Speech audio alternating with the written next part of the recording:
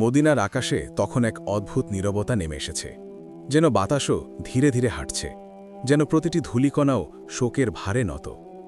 সেই নীরবতার মধ্যেই বসে আছেন ফাতিমা বিন মুহাম্মদ, নবী করিম সাল্লাল্লাহু আলাইহি ওয়াসাল্লামের প্রিয় কন্যা, যার হৃদয় তখনও ভারাক্রান্ত প্রিয় পিতা মুহাম্মদের ইন্তেকালের শোকে। পিতার মৃত্যুর পর থেকে তার জীবনের রং যেন ফিকে হয়ে গেছে। একসময় যে ঘর হাসি আর আলোয় ভরে থাকত, এখন সেখানে নীরবতা আর কান্নার প্রতিধ্বনি। ফাতেমা রাদিয়াল্লাহু প্রতিদিন সেই স্মৃতির ভেতর দিয়ে হাঁটেন, যেখানে তিনি পিতার কণ্ঠস্বর শুনতেন, তার হাতের স্পর্শ পেতেন, তার স্নেহমাখা দৃষ্টিতে নিজেকে জড়িয়ে রাখতেন। প্রতিদিন ভোরে ঘুম থেকে উঠে তিনি নামাজে দাঁড়াতেন। তার চোখে জল থাকত, কিন্তু সেই জল ছিল ধৈর্যের, ছিল আল্লাহর প্রতি অবিচল বিশ্বাসের। নামাজ শেষে তিনি চুপচাপ বসে থাকতেন, যেন নিজের ভেতরের শূন্যতার সঙ্গে কথা বলছেন। তার ঠোঁটে ধীরে ধীরে উচ্চারিত হতো দোয়া, হে আল্লাহ, আমাকে ধৈর্য দাও, আমাকে শক্তি দাও। স্বামী আলী রাদিয়াল্লাহু তার পাশে ছিলেন সবসময়। তিনি চেষ্টা করতেন স্ত্রীকে সান্ত্বনা দিতে, তার কষ্ট ভাগ করে নিতে। কিন্তু ফাতেমার এই দুঃখ ছিল এমন, যা কোনো মানুষের পক্ষে পুরোপুরি বুঝে নেওয়া সম্ভব নয়। এটি ছিল এক কন্যার হৃদয়ের গভীর ব্যথা, যে ব্যথা প্রিয় পিতার বিচ্ছেদে জন্ম নিয়েছে। দিন গড়াতে থাকে, কিন্তু ফাতেমার শোক যেন কমে না, বরং সময়ের সঙ্গে সঙ্গে তা আরও গভীর হয়ে ওঠে। তিনি প্রায়ই পিতার কবরের কাছে যেতেন, সেখানে বসে দীর্ঘ সময় ধরে কাঁদতেন। তার চোখের জল যেন সেই মাটির সঙ্গে মিশে যেত, যেখানে তার প্রিয় পিতা শায়িত। একদিন তিনি কবরের পাশে বললেন, হে আমার পিতা, আপনার পর এই পৃথিবী আমার কাছে আর আগের মতো নেই, সবকিছুই যেন বদলে গেছে। তার কণ্ঠ কাঁপছিল, চোখে অশ্রু ঝরছিল অবিরাম। মদিনার মানুষরা তাকে দেখে গভীরভাবে মর্মাহত হতো। তারা জানত এই নারী শুধু একজন কন্যা নন, তিনি নবীজির হৃদয়ের অংশ ছিলেন। তার কষ্ট যেন পুরো শহরের কষ্ট হয়ে উঠেছিল। ফাতেমা রাদিয়াল্লাহু এর শরীরও ধীরে ধীরে দুর্বল হয়ে পড়ছিল। শোক, কষ্ট আর নিরবিচ্ছিন্ন কান্না তার শরীরকে ক্লান্ত করে তুলেছিল। কিন্তু তার ঈমানে কোনো দুর্বলতা ছিল না, বরং প্রতিটি পরীক্ষায় তিনি আরও দৃঢ় হয়ে উঠছিলেন। একদিন তিনি তার স্বামী আলী রাদিয়াল্লাহুকে বললেন, আমি অনুভব করছি আমার সময় খুব কাছে এসে গেছে। আলী রাদিয়াল্লাহু অবাক হয়ে তার দিকে তাকালেন। তার চোখে উদ্বেগ আর ভালোবাসা একসাথে ফুটে উঠল। এমন কথা বলো না, তিনি মৃদুস্বরে বললেন, তুমি আমাদের জন্য আল্লাহ এক বিশেষ নিয়ামত। ফাতেমা রাদিয়াল্লাহু হালকা হাসলেন, কিন্তু সেই হাসির ভেতরে ছিল গভীর বেদনা। এই দুনিয়া আমার কাছে আর আগের মতো নয়, তিনি বললেন, আমি আমার পিতার কাছে ফিরে যেতে চাই। এই কথাগুলো শুনে আলী রাদিয়াল্লাহুর হৃদয়ে ভারী হয়ে উঠল। তিনি জানতেন ফাতেমা রাদিয়াল্লাহু যা বলছেন তা কোনো সাধারণ অনুভূতি নয়, এটি ছিল তার অন্তরের গভীর সত্য। সেদিন রাতে ফাতেমা রাদিয়াল্লাহু দীর্ঘ সময় ধরে ইবাদত করলেন। তিনি আল্লাহর কাছে নিজেকে সমর্পণ করলেন, নিজের কষ্ট, নিজের আকাঙ্ক্ষা সবকিছু তুলে ধরলেন। তার চোখে অশ্রু ছিল, কিন্তু সেই অশ্রুতে ছিল প্রশান্তি, এক ধরনের আত্মিক শান্তি যা কেবল আল্লাহর কাছে পাওয়া যায়। পরবর্তী দিনগুলোতে তার শরীর আরও দুর্বল হয়ে পড়ল। তিনি কম কথা বলতেন, বেশি সময় নীরবে কাটাতেন। মাঝে মাঝে তার চোখে এমন এক আলো দেখা যেত, যেন তিনি অন্য কোনো জগতের দিকে তাকিয়ে আছেন। তার সন্তানেরা হাসান ও হুসেন মায়ের পাশে বসে থাকত। তারা বুঝতে পারছিল তাদের মা ধীরে ধীরে দূরে সরে যাচ্ছেন, কিন্তু তারা কিছু বলতে পারত না, শুধু মায়ের হাত ধরে থাকত। একদিন ফাতেমা রাদিয়াল্লাহু তাদের দিকে তাকিয়ে মৃদু হাসলেন, তোমরা ধৈর্য ধরো, আল্লাহ সব কিছু দেখছেন। তার কণ্ঠে ছিল মমতা, ছিল শক্তি, ছিল এক অদ্ভুত প্রশান্তি, যেন তিনি শুধু তাদের সান্ত্বনা দিচ্ছেন না, বরং জীবনের সবচেয়ে বড় শিক্ষা দিচ্ছেন। মদিনার সেই দিনগুলো ধীরে ধীরে এক নতুন অধ্যায়ের দিকে এগিয়ে যাচ্ছিল, একটি অধ্যায় যেখানে শোক, ভালোবাসা আর ঈমান একসাথে মিশে এক অনন্য গল্প রচনা করছিল। আর সেই গল্পের কেন্দ্রবিন্দুতে ছিলেন ফাতেমা রাদিয়াল্লাহু, একজন কন্যা, একজন স্ত্রী, একজন মা এবং একজন অসাধারণ মুমিনা, যিনি তার জীবনের শেষ দিনগুলোতেও আল্লাহর প্রতি অবিচল বিশ্বাস আর ধৈর্যের এক অনন্য দৃষ্টান্ত স্থাপন করেছিলেন। মদিনার আকাশে দিনগুলো ধীরে ধীরে গড়িয়ে যাচ্ছিল, কিন্তু ফাতিমা বিনত মোহাম্মদের জীবনে সময় যেন থমকে দাঁড়িয়েছিল। তার শরীর ক্রমেই দুর্বল হয়ে পড়ছিল, কিন্তু তার আত্মা ছিল অবিচল, আল্লাহর প্রতি সম্পূর্ণ নিবেদিত। তার চোখের নিচে ক্লান্তির ছাপ স্পষ্ট হয়ে উঠেছিল, তবুও তার মুখে এক ধরনের প্রশান্তি বিরাজ করত, যেন তিনি এমন কিছু উপলব্ধি করেছেন যা সাধারণ মানুষ সহজে বুঝতে পারে না। একদিন ভোরে তিনি ঘুম থেকে উঠে আগের মতোই অজু করলেন। তার চলাফেরা ধীর হয়ে গিয়েছিল, কিন্তু প্রতিটি কাজে ছিল একাগ্রতা। নামাজে দাঁড়িয়ে তিনি দীর্ঘ কিয়াম করলেন, যেন প্রতিটি আয়াত তার হৃদয়ের গভীরে কেঁথে যাচ্ছে। তার চোখ বেয়ে অশ্রু গড়িয়ে পড়ছিল, কিন্তু সেই অশ্রুতে ছিল না কোনো অভিযোগ, ছিল কেবল ভালোবাসা আর আত্মসমর্পণ। নামাজ শেষে তিনি কিছুক্ষণ নীরবে বসে রইলেন। তারপর ধীরে ধীরে তার স্বামী আলী ইবনে আবি তালিবকে ডাকলেন। আলী রাদিয়াল্লাহু আনহু তার পাশে এসে বসতেই তিনি শান্ত কণ্ঠে বললেন, আমি একটি কথা বলতে চাই, যা অনেক দিন ধরে আমার মনে আছে। আলী রাদিয়াল্লাহু আনহু গভীর মনোযোগ দিয়ে তার দিকে তাকালেন। তার চোখে উদ্বেগের ছাপ স্পষ্ট ছিল। ফাতিমা রাদিয়াল্লাহু আনহা বললেন, আমার মৃত্যুর পর তুমি আমাকে রাতে দাফন করবে। আমি চাই না অনেক মানুষ আমার জানাজায় উপস্থিত থাকুক। এই কথাটি শুনে আলী রাদিয়াল্লাহু আনহুর হৃদয় কেঁপে উঠল। তিনি বুঝতে পারলেন এই অনুরোধ কোনো সাধারণ ইচ্ছা নয়, এটি ছিল এক গভীর অনুভূতির প্রকাশ। তিনি ধীরে মাথা নাগলেন, তোমার ইচ্ছাই পূরণ হবে। ফাতিমা রাদিয়াল্লাহু আনহা এরপর আরও কিছু নির্দেশ দিলেন। তার কণ্ঠে ছিল দৃঢ়তা, কিন্তু তাতে লুকিয়েছিল এক ধরনের কোমলতা। তিনি চাইছিলেন তার বিদায় যেন নীরব হয়, যেন তা শুধুই আল্লাহর জন্য হয়, কোনো বাহ্যিক জাঁকজমক ছাড়াই। এরপর তিনি তার সন্তানদের ডাকলেন। হাসান ও হুসাইন কাছে এসে বসতেই তিনি তাদের মাথায় হাত বুলিয়ে দিলেন। তার চোখে জল এসে গেল, কিন্তু তিনি তা লুকানোর চেষ্টা করলেন। তোমরা সব সময় সত্যের পথে থাকবে, তিনি বললেন। আল্লাহকে ভয় করবে এবং অন্যায়ের বিরুদ্ধে দৃঢ় থাকবে। তার কথাগুলো ছিল ছোট, কিন্তু তা ছিল গভীর অর্থবহ, যেন তিনি তাদের জীবনের জন্য একটি দিক নির্দেশনা দিয়ে যাচ্ছেন। দিনের আলো তখন ধীরে ধীরে উজ্জ্বল হয়ে উঠছিল। মদিনার মানুষরা তাদের দৈনন্দিন কাজে ব্যস্ত হয়ে পড়ছিল, কিন্তু ফাতিমা রাদিয়াল্লাহু আনহার ঘরের ভেতরে সময় যেন অন্য এক ছন্দে চলছিল। তিনি সেদিন অনেকটা সময় নিজের মধ্যে কাটালেন। মাঝে মাঝে তিনি আকাশের দিকে তাকাতেন, যেন সেখানে কিছু খুঁজছেন। তার ঠোঁটে ধীরে ধীরে দোয়া ভেসে উঠছিল। তার প্রতিটি নিঃশ্বাস যেন আল্লাহর স্মৃতিতে পূর্ণ ছিল। এক সময় তিনি তার ঘনিষ্ঠ এক নারীকে ডেকে কিছু কথা বললেন। তিনি নিজের দাফনের প্রস্তুতি সম্পর্কে নির্দেশ দিলেন, কিভাবে তাকে গোসল দেওয়া হবে, কিভাবে কাফন পরানো হবে। তার কণ্ঠে কোনো ভয় ছিল না, ছিল কেবল প্রস্তুতির দৃঢ়তা। এই দৃশ্যটি উপস্থিত সবাইকে গভীরভাবে প্রভাবিত করেছিল। একজন মানুষ যখন নিজের মৃত্যুর জন্য এত শান্তভাবে প্রস্তুতি নেয়, তখন তা অন্যদের হৃদয়ে এক বিশেষ অনুভূতি জাগিয়ে তোলে। সন্ধ্যা নামার সাথে সাথে তার অবস্থা আরও খারাপ হতে লাগল। তার শ্বাস নিতে কষ্ট হচ্ছিল, কিন্তু তিনি ধৈর্য ধরেছিলেন। তার ঠোঁটে তখনও আল্লাহর জিকির চলছিল। আলী রাদিয়াল্লাহু আনহু তার পাশে বসেছিলেন, তার হাত ধরে। তার চোখে অশ্রু জমে উঠেছিল, কিন্তু তিনি তা প্রকাশ করতে চাইছিলেন না। তিনি জানতেন এই মুহূর্তে তার শক্ত থাকা প্রয়োজন।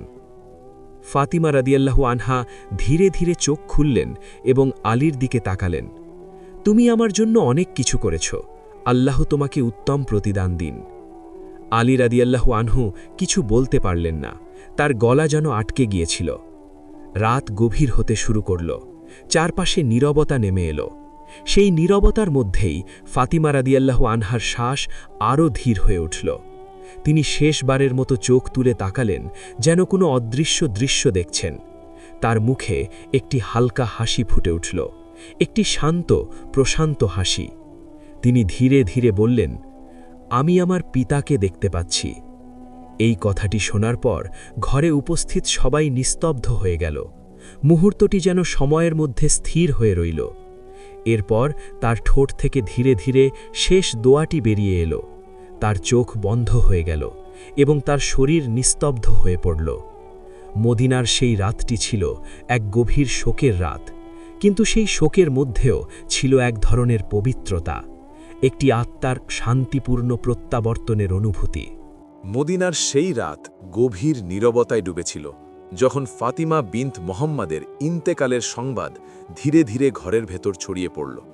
কোনো উচ্চ শব্দ ছিল না, কোনো বিলাপের হইচই ছিল না, শুধু নীরব কান্না, ভারী শ্বাস আর হৃদয়ের গভীর ব্যথা। তার ঘরটি যেন এক পবিত্র স্থানে পরিণত হয়েছিল, যেখানে দুনিয়ার সব শব্দ থেমে গিয়ে কেবল আত্মার কথা শোনা যাচ্ছিল। আলী ইবনে আবি তালিব তার স্ত্রীর নিথর দেহের পাশে বসেছিলেন, তার হাতটি নিজের হাতে নিয়ে, যেন এখনও সেই উষ্ণতা ধরে রাখতে চান যা কিছুক্ষণ আগেও জীবন্ত ছিল।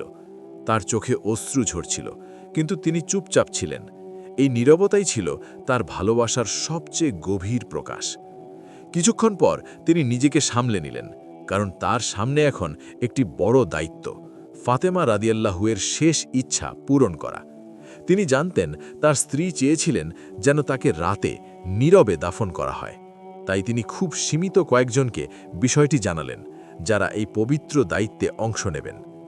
ঘরের ভেতরে নারীরা ফাতেমা রাদিয়াল্লাহুয়ের দেহকে গোসল দেওয়ার প্রস্তুতি নিতে লাগলেন। প্রতিটি কাজ অত্যন্ত শ্রদ্ধা আর যত্নের সঙ্গে করা হচ্ছিল, যেন তারা বুঝতে পারছিলেন তারা এমন এক ব্যক্তিত্বের সেবা করছেন যিনি ছিলেন নবী করিম সাল্লাল্লাহু আলাইহি ওয়াসাল্লামের হৃদয়ের অংশ। পানির প্রতিটি ফোঁটা যেন তার জীবনের পবিত্রতার সাক্ষ্য বহন করছিল। তার দেহকে সুগন্ধি দিয়ে পরিশুদ্ধ করা হলো, সাদা কাফনে জড়ানো হলো, একটি সরল কিন্তু মর্যাদাপূর্ণ বিদায়ের আয়োজন। এই সময় ঘরের ভেতরে যারা ছিলেন তাদের চোখে অশ্রু থামছিল না, কিন্তু কেউ উচ্চস্বরে কাঁদছিল না। এটি ছিল এক ধরনের সংযত শোক, যা হৃদয়ের গভীর থেকে উঠে আসে কিন্তু মুখে প্রকাশ পায় না। সব কিছু প্রস্তুত হলে আলী ইবনে আবি তালিব নিজ হাতে জানাজার ব্যবস্থা করলেন। রাত তখন আরও গভীর হয়েছে, চারপাশে নিস্তব্ধতা, আকাশে তারা জ্বলজ্বল করছে, যেন তারাও এই মুহূর্তের সাক্ষী। খুব অল্প সংখ্যক মানুষ সেই জানাজায় অংশ নিলেন, যারা ফাতেমা রাদিয়াল্লাহুয়ের ঘনিষ্ঠ ছিলেন এবং তার ইচ্ছার প্রতি সম্মান দেখাতে চেয়েছিলেন। জানাজার নামাজ আদায় করা হলো অত্যন্ত বিনয়ের সঙ্গে, কোনো জাঁকজমক ছাড়াই। দাফনের জন্য তাকে নিয়ে যাওয়া হলো মদিনার সেই পবিত্র মাটিতে যেখানে তার প্রিয় পিতা মুহাম্মদ শায়িত আছেন। রাতের আধারে সেই পথ চলা ছিল এক অবিস্মরণীয় দৃশ্য। কয়েকজন মানুষ নীরবে শ্রদ্ধার সঙ্গে একটি মহান আত্মাকে তার শেষ গন্তব্যে পৌঁছে দিচ্ছেন। কবর প্রস্তুত ছিল এবং অত্যন্ত যত্নের সঙ্গে তাকে সেখানে শায়িত করা হলো। সেই মুহূর্তে আলী রাদিয়াল্লাহু নিজেকে আর ধরে রাখতে পারলেন না। তার চোখ থেকে অশ্রু গড়িয়ে পড়ল এবং তিনি ধীরে ধীরে বললেন, হে আল্লাহ, আমি আমার জীবনের সবচেয়ে প্রিয় মানুষটিকে আপনার কাছে সমর্পণ করলাম। তার কণ্ঠে ছিল ব্যথা, কিন্তু তাতে ছিল আল্লাহর প্রতি সম্পূর্ণ আস্থা। মাটি দিয়ে কবর ঢেকে দেওয়া হলো এবং সেই সঙ্গে শেষ হয়ে গেল এক পবিত্র জীবনের দুনিয়ার অধ্যায়। কিন্তু সেই রাতের অনুভূতি, সেই নীরবতা, সেই গভীর ভালোবাসা, এসব কিছু যেন মাটির ভিতর চাপা পড়ে গেল না, বরং তা ছড়িয়ে পড়ল মদিনার বাতাসে। দাফন শেষে সবাই ধীরে ধীরে সরে গেলেন, কিন্তু আলী রাদিয়াল্লাহু কিছুক্ষণ সেখানে দাঁড়িয়ে রইলেন। তিনি কবরের দিকে তাকিয়েছিলেন, যেন কিছু বলতে চান, কিন্তু শব্দ খুঁজে পাচ্ছেন না। তার মনে পড়ছিল তাদের একসঙ্গে কাটানো দিনগুলো, সুখ, কষ্ট, সংগ্রাম, ভালোবাসা, সব কিছু। সেই স্মৃতিগুলো তার হৃদয়কে আরও ভারী করে তুলছিল। অবশেষে তিনি ধীরে ধীরে ফিরে গেলেন, কিন্তু তার হৃদয়ের একটি অংশ যেন সেখানেই থেকে গেল। পরের দিন সকালে মদিনার মানুষজন যখন এই সংবাদটি জানতে পারল, তখন পুরো শহরে এক গভীর শোকের ছায়া নেমে এলো। সবাই বুঝতে পারল তারা শুধু একজন নারীকে হারায়নি, তারা হারিয়েছে এমন একজনকে যিনি ছিলেন নবী পরিবারের অংশ, যিনি ছিলেন পবিত্রতা, ধৈর্য এবং ঈমানের প্রতীক। মানুষজন দলে দলে তার কবরের দিকে যেতে লাগল, দোয়া করতে লাগল, তার জন্য আল্লাহর রহমত কামনা করতে লাগল। কিন্তু তার দাফনের সেই নীরবতা, সেই গোপনীয়তা, সব কিছুই তাকে আরও বিশেষ করে তুলল। তার জীবন যেমন ছিল সরল আর পবিত্র, তার বিদায়ও ছিল তেমনই সরল। এই ঘটনার পর মদিনার পরিবেশ অনেকটা বদলে গেল। মানুষের হৃদয়ে একটি শূন্যতা তৈরি হলো, যা সহজে পূরণ হওয়ার নয়। বিশেষ করে আলী ইবনে আবি তালিবের জন্য এটি ছিল এক গভীর পরীক্ষা। তিনি এখন শুধু একজন স্বামী নন, তিনি একজন পিতা, একজন নেতা, এবং তাকে এই শোকের মধ্যে দিয়েই সামনে এগিয়ে যেতে হবে। ফাতেমা রাদিয়াল্লাহুয়ের সন্তানেরাও এই পরিবর্তন অনুভব করছিল। তাদের জীবনে একটি বড় শূন্যতা তৈরি হয়েছে, কিন্তু তার মায়ের শিক্ষা, তার ভালোবাসা, তার দোয়া, এসব কিছু তাদের শক্তি যোগাচ্ছিল। এভাবেই সেই রাত এবং তার পরের দিনগুলো মদিনার ইতিহাসে এক বিশেষ অধ্যায় হয়ে রইল, এক অধ্যায় যেখানে ভালোবাসা, শোক এবং ঈমান একসঙ্গে মিশে একটি অনন্য গল্প সৃষ্টি করেছে, যা প্রজন্মের পর প্রজন্ম মানুষকে অনুপ্রাণিত করে যাবে। মদিনার দিনগুলো আবার স্বাভাবিক ছন্দে ফিরে আসার চেষ্টা করছিল, কিন্তু মানুষের হৃদয়ের গভীরে যে শূন্যতা তৈরি হয়েছিল তা সহজে পূরণ হওয়ার মতো ছিল না। ফাতিমা বিনত মুহাম্মদের ইন্তেকালের পর শুধু একটি পরিবার নয়, পুরো সমাজ যেন এক অদৃশ্য শোকের আবরণে ঢেকে গিয়েছিল। তার চলে যাওয়া ছিল নীরব, কিন্তু সেই নীরবতার প্রতিধ্বনি দীর্ঘদিন ধরে মানুষের অন্তরে বাজতে থাকল। আলী ইবনে আবি তালিবের জীবনে এই ক্ষতি ছিল সবচেয়ে গভীর আঘাতগুলোর একটি। তিনি বাইরে থেকে দৃঢ় থাকার চেষ্টা করতেন, কিন্তু ভেতরে ভেতরে তিনি যেন ভেঙে পড়েছিলেন। প্রতিদিনের কাজ, সমাজের দায়িত্ব, মানুষের সঙ্গে মেলামেশা সবকিছুই তিনি চালিয়ে যাচ্ছিলেন, কিন্তু তার চোখে মাঝে মাঝে এমন এক শূন্যতা দেখা যেত যা ভাষায় প্রকাশ করা কঠিন। তিনি প্রায়ই নিঃশব্দে বসে থাকতেন, যেন অতীতের স্মৃতির ভেতর হারিয়ে যাচ্ছেন। কখনো কখনো তিনি সেই কবরের কাছে চলে যেতেন যেখানে তার প্রিয় স্ত্রী শায়িত আছেন। সেখানে দাঁড়িয়ে তিনি দোয়া করতেন, আল্লাহর কাছে তার জন্য রহমত কামনা করতেন, আর নিজের হৃদয়ের ভার হালকা করার চেষ্টা করতেন। তার মনে পড়ত তাদের একসঙ্গে কাটানো মুহূর্তগুলো, সংগ্রামের দিন, দুঃখের সময়, আবার সুখের ছোট ছোট স্মৃতি। এই স্মৃতিগুলোই এখন তার জীবনের সবচেয়ে মূল্যবান সম্পদ হয়ে উঠেছিল। অন্যদিকে তাদের সন্তানরা হাসান ইবনে আলী ও হুসাইন ইবনে আলী তাদের মায়ের অনুপস্থিতি গভীরভাবে অনুভব করছিল। তারা এখনও ছোট, কিন্তু তারা বুঝতে পারছিল তাদের জীবনে একটি বড় পরিবর্তন এসেছে। তাদের মা আর নেই, কিন্তু তার শিক্ষা, তার আদর্শ, তার ভালোবাসা এসব কিছু তাদের হৃদয়ে জীবন্ত হয়ে আছে। হাসান ইবনে আলী ও হুসাইন ইবনে আলী প্রায়ই মায়ের কথা মনে করে একে অপরের সঙ্গে কথা বলত, যেন সেই স্মৃতিগুলো ধরে রাখার চেষ্টা করছে। মদিনার মানুষদের মধ্যেও ফাতিমা রাদিয়াল্লাহু আনহার স্মৃতি অমলিন ছিল। তারা তাকে শুধু নবীর কন্যা হিসাবে নয়, বরং একজন আদর্শ নারী হিসাবে স্মরণ করত, যিনি জীবনের প্রতিটি পরীক্ষায় ধৈর্য, বিনয় ও ঈমানের এক অনন্য দৃষ্টান্ত স্থাপন করেছেন। তার জীবন ছিল সরল, কিন্তু সেই সরলতার ভেতরে ছিল অসাধারণ শক্তি। তার দানশীলতা, তার ইবাদত, তার মানুষের প্রতি ভালোবাসা এসব কিছু মানুষকে গভীরভাবে প্রভাবিত করেছিল।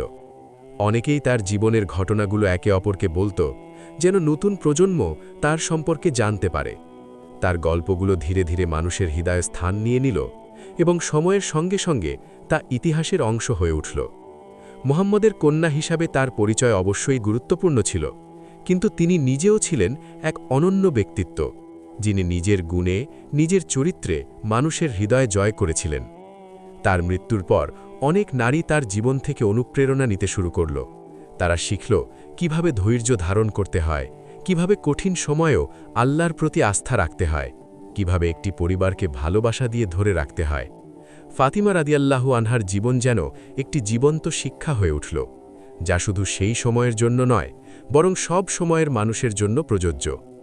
এভাবেই সময় এগিয়ে যেতে লাগল, কিন্তু তার স্মৃতি কখনো মুছে গেল না, বরং তা আরও গভীরভাবে মানুষের হৃদয়ে গেঁথে গেল।